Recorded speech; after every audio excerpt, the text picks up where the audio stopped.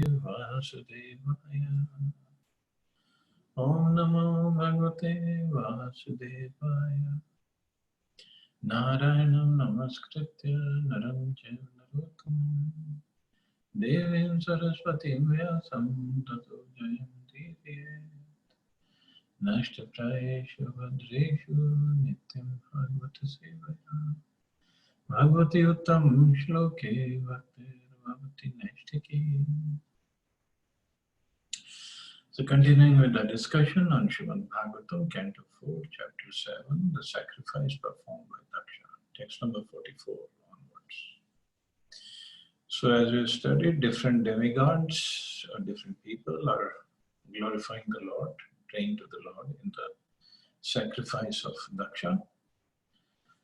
Text 44, Vidyadhara Uchu Tvanmayayartam Abhipadya Kalevare Asmin Kritva Mamahamiti Durmtir Utpathai Swaha Kshipto Api Asad Vishay Lalas Atma Mohan Yushmat Kathamrit Nishevak Udvyudasyet. The Vidyadhar said, Dear Lord, this human form of body is meant for attaining the highest perfectional objective. But impelled by your external energy, the living entity misidentifies himself with this body and with the material energy. And therefore, influenced by Maya, he wants to become happy by material enjoyment. He is misled and always attracted by temporary, illusory happiness. But your transcendental activities are so powerful that if one engages in hearing and chanting of such topics, he can be delivered from illusion. So this is a version of the demigods. They are saying those in the material modes of nature, those who are identifying themselves with the body, if they hear about your activities, they can get away from that illusion. They can be delivered from this illusion. The human form of life is called Arthada because the body can very nicely help the embodied soul to achieve the highest perfection. Prahlad Maharaj said that even though temporary, the body can give us the highest perfectional achievement. In the process of evolution from the lower to the higher grade of living, the human form of life is a great boon. But Maya is so strong that in spite of achieving this great boon of the human form of life, we are influenced by temporary material happiness. And we forget our goal of life. We are attracted by things which will cease to exist. The beginning of such attraction is a temporary body. In this horrible condition of life, there is only one way of liberation: to engage in the activities of transcendental chanting and hearing of the holy name of the Supreme Lord. Hare Krishna, Krishna Krishna, Hare Hare, Hare Ram, Ram Ram, Hare Hare. Then Prabhupada is writing, but Maya is so strong that in spite of achieving this great boon of human form of life, we are influenced by temporary material happiness. And this is going on all over the universe since time immemorial. Jiva falls down in this material modes of nature, in this material world, and it gets captured by material modes of nature. The consciousness gets covered over, and that's it. He forgets his eternal goal of life. And this is Krishna's external energy, and jivas are supposed to be the tatastha shakti, marginal energy, which are superior to external energy, but still they fall completely under the control of Maya. And Prabhupada, we are attracted by things which will cease to exist. Everywhere, everybody is running around to make money, to get some material benefits, to enjoy, try to enjoy life, so-called enjoy life. But all these things cease to, they are temporary. Nothing is permanent. The beginning of such attraction is a temporary body. But in this horrible condition of life, there is only one way of liberation, to engage in chanting of the holy names.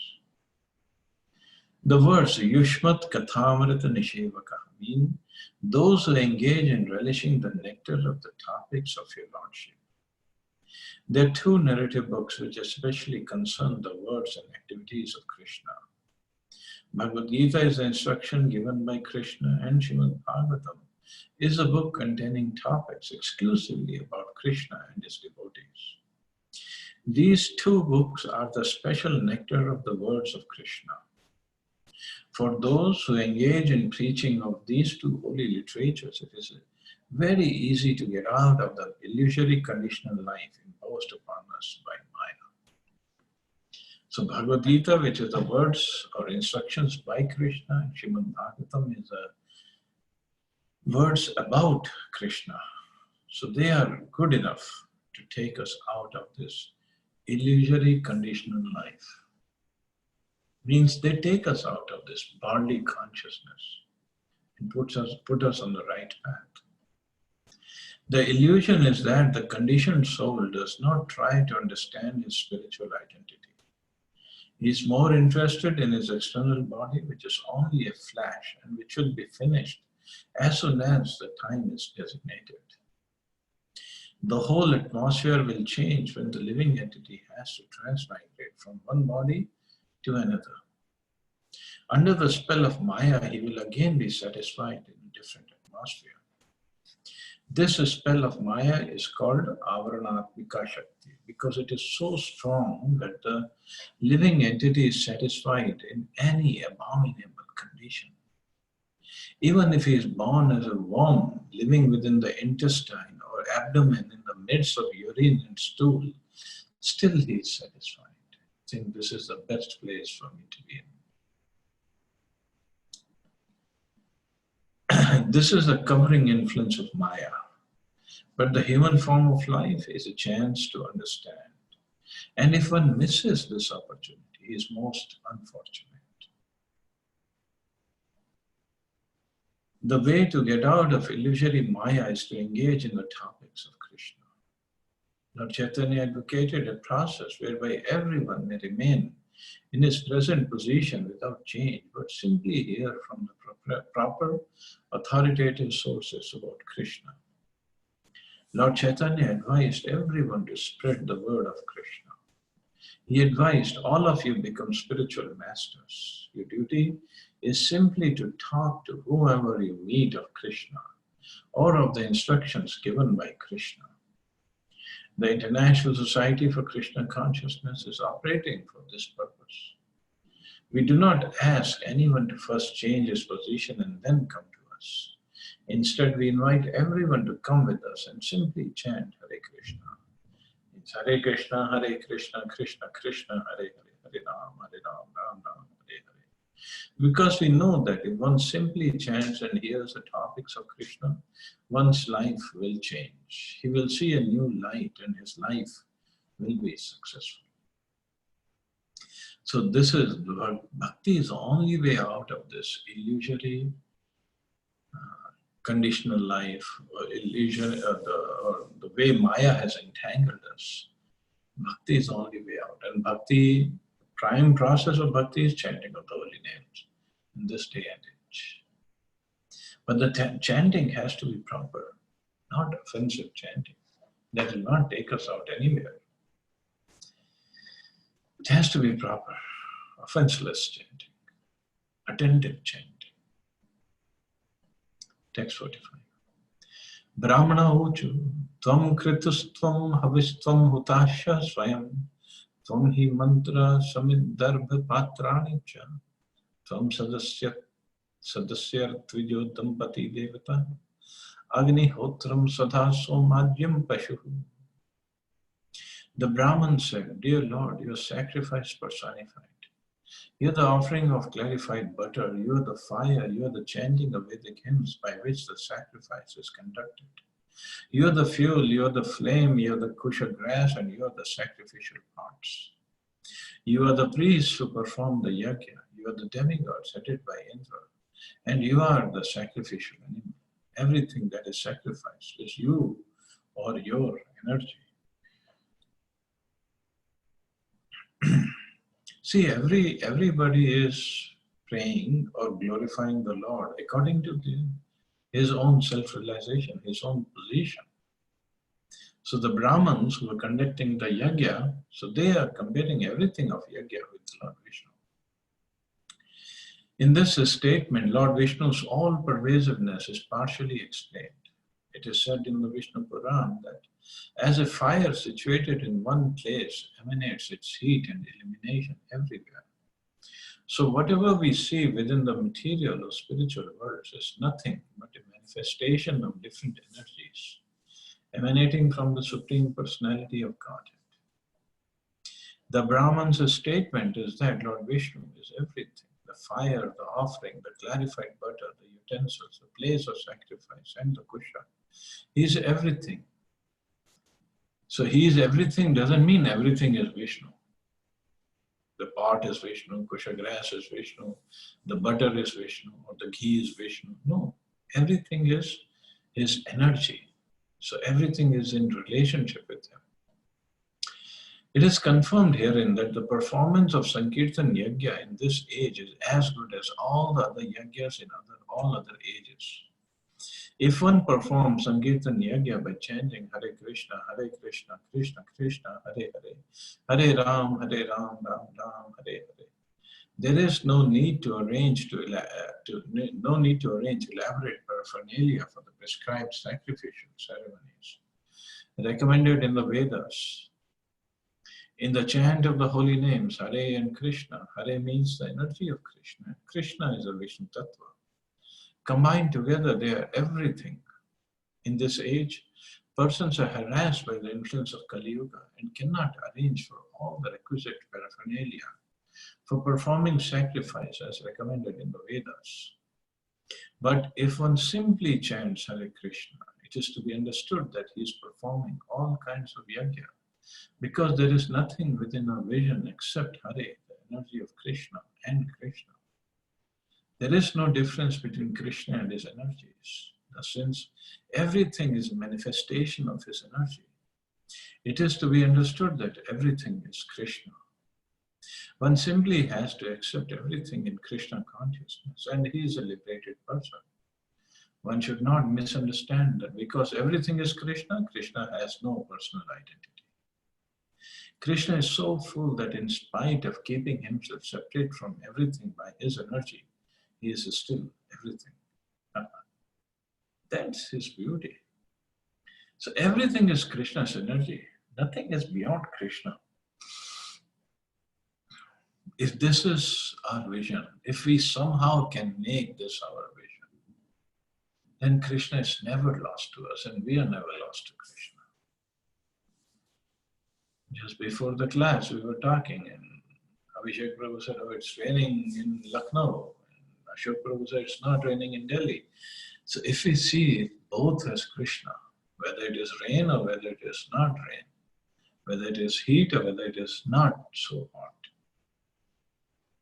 we just need to see Krishna everywhere. Of course, we desire that it should rain and it's so hot in Delhi. Well, it will rain in due course of time. Where is it going to go? And if we ask people of Assam, they must be thinking, oh, it should not rain at all. It's so much rain, there's so much of flood. So everybody has a different way of looking, but we should all see it as Krishna. Not only as mercy of Krishna, as Krishna. Then that's the right vision. Because ultimately, whether it rains or not rains, or whether it floods or not floods, we have to become Krishna conscious. That's the ultimate goal of life. He is spread throughout the creation as everything, but still he is not everything. The philosophy recommended by Chaitanya Mahaprabhu is that he is simultaneously one and different. So everything is his energy, but he is not in everything. Personally as Shyam Sundar, he is not everywhere. They are all his energy. Yes. So in a way, they're not different from him because energy is not different from energetic. But we have to be able to see it this way. We see everything separate from Krishna. We see everything not being controlled by Krishna. And that's where the problem is. Tvam puragama rachaya mahasukru tanshriya padninim padhanim varanendro yatha stuyamano nadalileya yogivir virjahartha trayi gatra yakikritu. Dear Lord, O personified Vedic knowledge, in the past millennium, long, long ago, when you appeared as a great boar incarnation, you picked up the world from the water as an elephant picks up a lotus flower from a lake. When you vibrated transcendental sound in that gigantic form of boar, the sound was accepted as a sacrificial hymn, and great sages like Shanak meditated upon it and offered prayers for your glorification. A significant word used in this verse is Trayigatra, which means that the transcendental form of the Lord is the Vedas. Anyone who engages in worship of the deity or the form of the Lord in the temple is understood to be studying all the Vedas 24 hours a day. Simply by decorating the deities of the Lord, Radha and Krishna in the temple, one very minutely studies the injunctions of the Vedas. Even a neophyte devotee who simply engages in the worship of the deity is understood to be in direct touch with the purport of the Vedas, Vedic knowledge. It's confirmed in Bhagavad Gita, Vedasya sarve arahame vedya. The purport of the Vedas is to understand him, Krishna. One who worships and serves Krishna directly has understood the truths of the Vedas. So one who worships Krishna and serves Krishna directly. So Prabhupada is saying even a pujari who's worshipping the deities daily means he's studying Vedas 24 hours a day. Now we might ask, oh, he might not know the Sanskrit, he might not know all the imports of Vedic knowledge, he might not know all the shlokas of the Vedas. So why is Prabhupada writing? Because that devotee, by the mercy of Krishna, he has understood the essence of Vedic literature, which is to serve Krishna. So essence is Vedasya sarver ahame Veda. Purport of Vedas is to understand him. But devotees go one step higher, above, beyond this. Not just to understand him, but to serve him.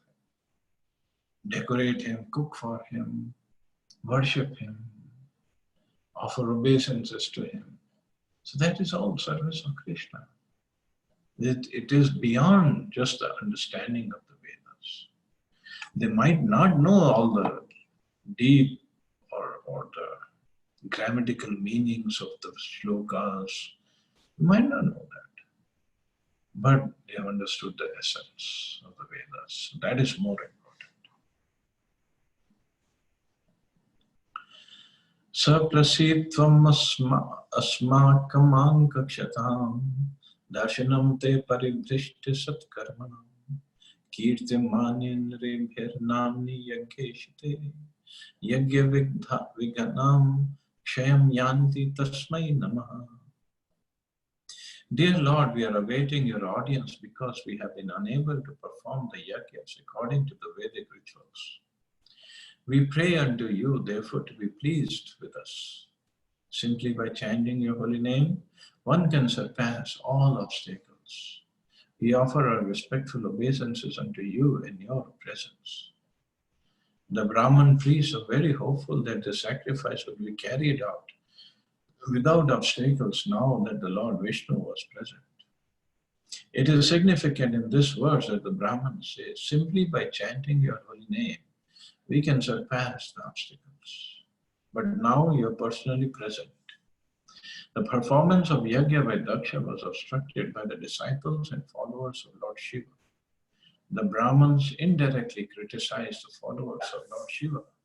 But because the Brahmins were always protected by Lord Vishnu, Shiva's followers could not do any harm to their prosecution of the sacrificial process. There is a saying that when Krishna protects someone, no one can do him harm. And when Krishna wants to kill someone, no one can protect him. The vivid example was Ravan. Ravan was a great devotee of Lord Shiva. But when Lord Ramchandra wanted to kill him, Lord Shiva could not protect him. If some demigod, even Lord Shiva or Lord Brahma, wants to do harm to a devotee, Krishna protects the devotee.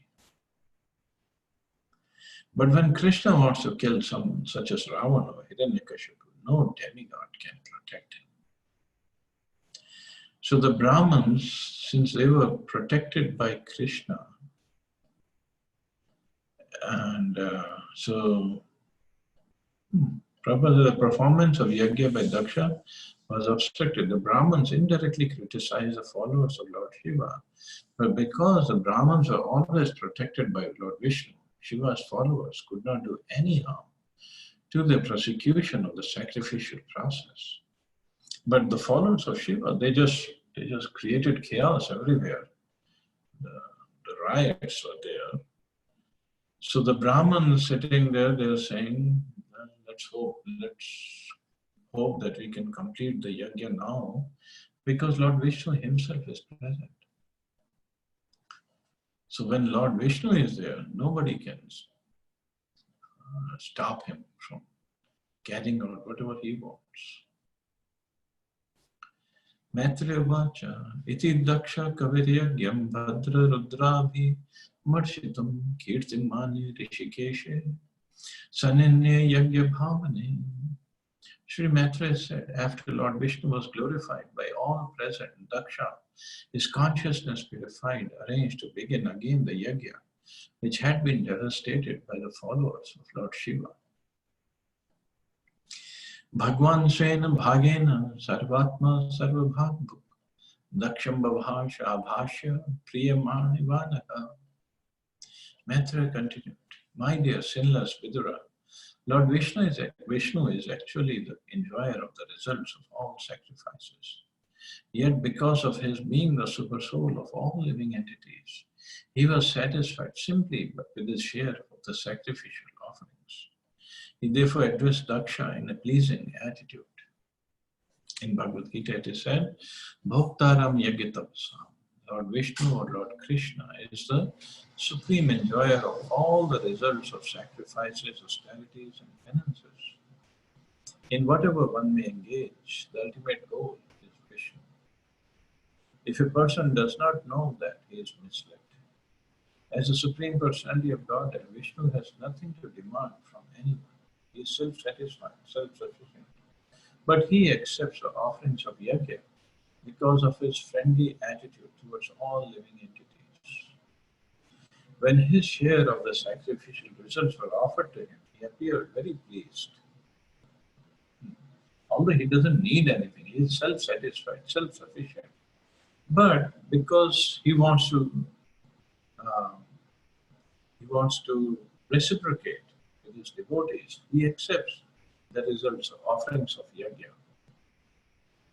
So he appeared very pleased. It is said in Bhagavad Gita, Patram Pusham Phalam Toyam, if any devotee offers him even a small leaf or a flower or water, if it is offered with love and affection, the Lord accepts it and is pleased. Although he is self-sufficient and does not need anything from anyone, he accepts such offerings because as Super Soul, he has such a friendly attitude towards all living entities. Another point here is that he does not encroach upon another's share. In the yajna, there is a share for the demigods, Lord Shiva and Lord Brahma, and a share for Lord Vishnu. He is satisfied with his own share and does not encroach upon others. Indirectly, he indicated that he was not satisfied with Daksha's trying to deny Lord Shiva his share. Maitreya addressed Vidura as sinless because Vidura was a pure Vaishnava and never committed any offense to any demigod. Although Vaishnavas accept Lord Vishnu as the supreme, they are not prone to offend demigods. They give the demigods proper respect. Vaishnavas accept Lord Shiva as the best Vaishnava. For a Vaishnava, there is no possibility of offending any demigods. And the demigods are also pleased with the Vaishnava because they are faultless devotees of Lord Vishnu. So Maitreya is saying here to Vidura that Lord Vishnu was pleased and with this offering, with whatever share he is getting, and he did not want to encroach, he does not encroach upon anybody else's share. And he was very happy when Lord Shiva, Lord Brahma, and all the demigods, they were getting their fair share. And that is the yajna, that is the perfection of yajna. So here Prabhupada towards the end he says, the Vaishnavas do not disrespect demigods. They give proper respect to the demigods. Although they accept Lord Vishnu as the supreme, they are not prone to offend demigods. Because if they offend demigods, means the demigods are not getting their share of respect from devotees, then how can Lord Vishnu be satisfied or pleased? And here Prabhupada said, and the demigods are also pleased with the Vaishnavas because they are faultless devotees of Lord Vishnu. And in Bhagavad Gita it is said that when demigods are pleased, then they arrange all the necessary elements for the people to live on, subsist on, and to make progress towards the ultimate goal of life. So whether it is rain or food or flowers and fruits, everything that is controlled by demigods. And the demigods are very pleased with Vaishnavas, with devotees who are serving the Supreme Lord. And in return, they provide everything, necessity, all the necessities for our subsistence. And they do that. In fact, there is an incident in Fiji. It happened many, many years ago. There was no rain. It was complete drought for a couple of years. No rain at all. So Tamal Krish Maharaj was there, and he was approached by local people, and they say, "Oh, we have heard you can do yajna, and by yajna rains will come. So why don't you perform the yajna?" And Tamal Krish Maharaj said, "Well, to defend the teachings of Bhagavad Gita and to defend the position of Krishna and his devotees, he took up the challenge." He said, "Okay, so tomorrow we will lead a wonderful Harinam, Sankirtan in the streets, and the rain will happen." He said like that. And they started the Harinam, and it was hot, and it was sunny, and all the devotees were chanting very enthusiastically, dancing on the streets. And and there was a ground they were all supposed to go and meet with the leaders of the community. So, but when they reached that place, as soon as they reached, the clouds opened up and it started raining left and right, cats and dogs. It was raining. And next day, in the papers, in the newspapers, it was said they were the rainmakers. The Hare Krishnas are the rainmakers. So it has happened. It has happened in Meerut also. Once we were conducting Rath Yatra or the Harinam we were conducting. And it hadn't rained for a long time, but it started raining when we finished Sankirtan. So it is possible. There's no miracle in this. It's just people think, common people will think it's a miracle.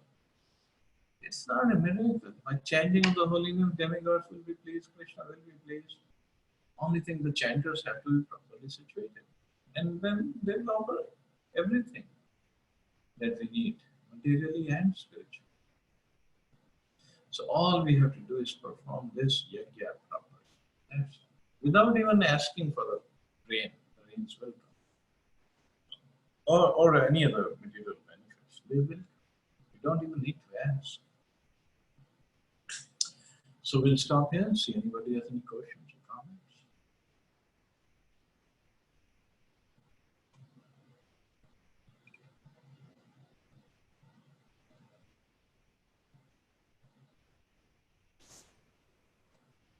Hare Krishna, Prabhuji. Hare Krishna. Prabhuji, my Guruji, Jagadguru Shankaracharya, there are four peeths in India, and then he's the Peethadeshwar of two places, Dwarka and Sharda Peethadeshwar, which is, I think, located in Varanasi. Other one is in Dwarka. But whenever I heard his pravachan, he starts with either Sri Ram's bhajan or Krishna. So, I mean, something, he always start with that. And I believe, I have also heard like it's mentioned right in the classes that lot many talks about oneness, the Shivites or something. They talk about oneness, Mayavadis and all. But then I think the real gurus like Jagadguru Shankaracharya, the four Peethadishwas, they never ever denied the supremacy of Lord Krishna or Sri Ram. They were always start with this. I mean, like in this last verse, it's mentioned Vaishnavas were in harmony with Lord Shiva and other demigods. There was no arguments or any insult against them. Similarly, the Shankaracharyas, the real ones, because today, if you see the many Shankaracharya with the name Jagadguru, they put it at the beginning. But Jagadguru Shankaracharya is just the four of them in four feet. So obviously, the original ones, they never ever deny the supremacy. Who is the supreme personality of Godhead, and what is the position of the demigods? This is my understanding, and I had attended several of his pravachans, and he was always starting his bhajans because that's the beginning, where he started with Lord Krishna or Sri Ram. Though he is a Shankaracharya and he supposed to start something with Shiva, Lord Shiva and all. And he also mentions in pravachan about the harmony between the two lords, how Lord Shiva is such a great Vaishnava and all. Yeah, but This not is this. everybody follows this teaching. Exactly. Radha Prabhu has a wonderful experience. So, so anyway, everybody, they all have different. Um, In reality, Prabhuji, there are only four. I think one in Kanchi, the other one is in Puri, and the rest to Jagadguru Shankaracharya, Swami Swarupanand Saraswati Maharaj. So four, but then in few decades, like maybe 1 or 2 decades, there are many Jagat Gurus come out. I mean, they put their names with Shankaracharya in the initials, Jagat Guru Shankaracharya, but it actually confuses because as per Shastra, it's only four. Uh, uh, the origin is only for four peats. There won't be any more peats. Don't know. And they talk a lot about different things. You might have heard about Murari Bapuji. Uh, he's sounding a lot in YouTube, and he has also apologized for what he said about Lord Krishna, about Balram. So there's so many like that are there who preaches something which is absurd and not required, something which they keep on saying. In fact, we were shocked yeah, about Murari Bapuji. yeah. Why do they resort to these things? I don't understand. You do your katha. Who's stopping you? You Exactly. want to do Ram Katha, do your Ram Katha nicely. But why make some nonsense comments about Krishna? And one of a video from Amog Leela Prabhu, he just recently it was published. He very well stated what was wrong, what Murari Babu said, that Baldao was drunkard or something like that, very absurd thing. And he mentioned about Varuni, his wife, in one of the video. Amog Leela Prabhu mentioned that Varuni was the wife of Balaram, and Varuni is also a plant from which some extracts come out. It's a liquid form which he used to drink. Probably Murari Bapu didn't understand that, and he misquoted it somehow in a different way. But that was very absurd. to an extent, See Prabhuji that, cannot do. and how the Yadav dynasty, Yeah. they just killed them each other in Prabhat Kshetra. So they did drink something made from rice, but that was all Krishna's arrangement. It's not like Yadavs was every day sitting down in the evening in the bar and asking for drinks. It wasn't like that. No, that was one incident where they all got drunk and they killed each other. But that is all Krishna's arrangement. He wanted to finish off the Yadav dynasty and wanted to send them back to the spiritual world because he had to unmanifest his pastime. The thing is that's where the problem is, because these people, they don't listen from a bona fide guru and they make up their own stories. Then that's where the problem happens. And Prabhuji, that's the very reason I think in Hinduism, many of us, we say like we have so many lords, so many this thing, 33 crore Devi Devtas and all, whom to worship, whom not to worship, because of the proper knowledge about what it is. I mean, hardly That is what anybody. is missing. Yes. Exactly.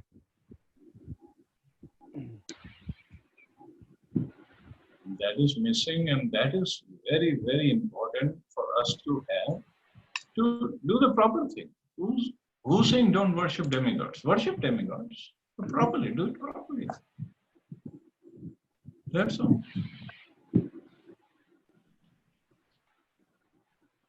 Thank you very much. प्रभु जी, जो मुरारी बापू जी ने जो भी comments pass, जो भी बोला, उनको जिन लोगों ने सुना, वो उनकी धारणा वैसी ही बन गई ना, तो कि कृष्णा है ऐसे हैं, बलराम जी ऐसे हैं. अब वो किस क्लास से डिपेंड करते हैं, दे आगे pass on this same detail to their childrens and all, कि वो तो हो बलराम जी तो ऐसे थे और ये ऐसे थे, क्योंकि हमारे मुरारी बापू जी ने तो ऐसा बताया है. So yeah, वहीं तो गड़बड़ होती है ना फिर. They don't even understand the proper Sanatan Dharma. It's very dangerous. And then very dangerous, yes, very dangerous. Abhi, you also think this way, na? Before studying Prabhupada's books and hearing Prabhupada's books, we were also the same way. We would have believed everybody and anybody. Whatever the Babaji is saying, we would have believed. Any Babaji said, we believe.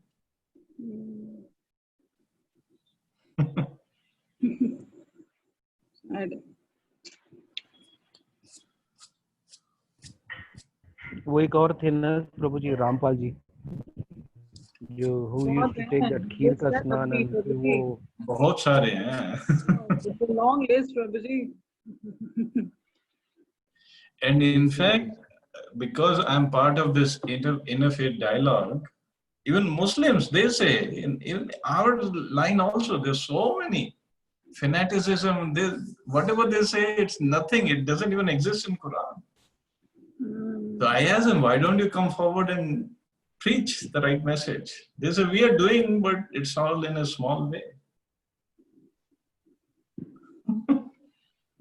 Tariq Fateh contradict करते हैं इनको, actually Muslims को. हाँ, वो बहुत खुल के आते हैं और he really picks up the points and he clarifies everything कि नहीं ऐसा नहीं ऐसा है, ऐसा नहीं ऐसा है. Like, but the then the thing is, how many such people are there? So, this is what is there.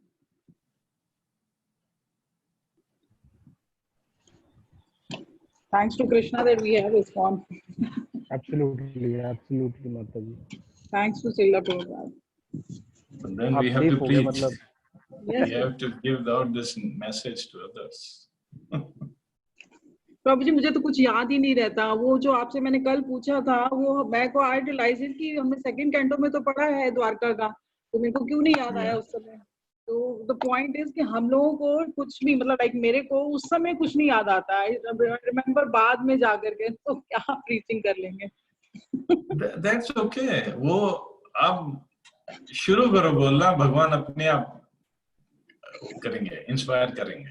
Prabhupada ji करेंगे ना, ये प्रभुपाद जी का काम है, प्रीचिंग करना।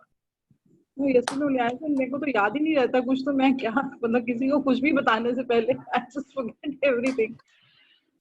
तो ये तो प्रभु जी बता रहे हैं, तो मैं पढ़ा हुआ है सेकंड कैंटो में कैसे द्वारका में गए थे कृष्णा, फिर मुझे क्यों नहीं याद आया। Like, तो मैं भी तो ऐसे ही करता था, जब मेरे को कोई नई क्वेश्चन समझ में आता तो पूछता था, इंटरनेट पे डाल देता था, तो मेरे को आंसर आ जाते थे। No, but you get, see, आपको हम पूछते हैं, you get give me the answer then and there। आपसे पूछा, आपको याद है, आपने बता दिया। अब मेरे से पूछा, मैं तो 3 दिन लग गए मुझे आंसर देने में, बस क्या पिक्चर करनी। See, मैं आई एम टेलिंग ना, शुरुआत में मैं भी ऐसे ही करता था। कोई क्वेश्चन पूछा, मेरे को नहीं पता, okay I let you know tomorrow. फिर रिसर्च मारो, इंटरनेट पे डालो। उस समय तो मेरी कोई क्लासेस भी नहीं होती थी, मैं तो कोई अटेंड ही नहीं करता क्लासेस, तो कहीं ना कहीं से आंसर आ जाता था, फिर पढ़ता था, फिर बताता था।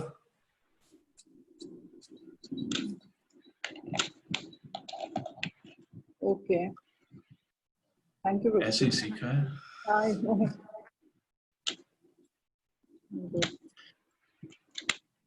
चलो ठीक है, so you all have a wonderful and safe day. हरे कृष्ण। जय श्री राम। Hare Krishna. हरे कृष्ण प्रभु जी। हरे कृष्ण।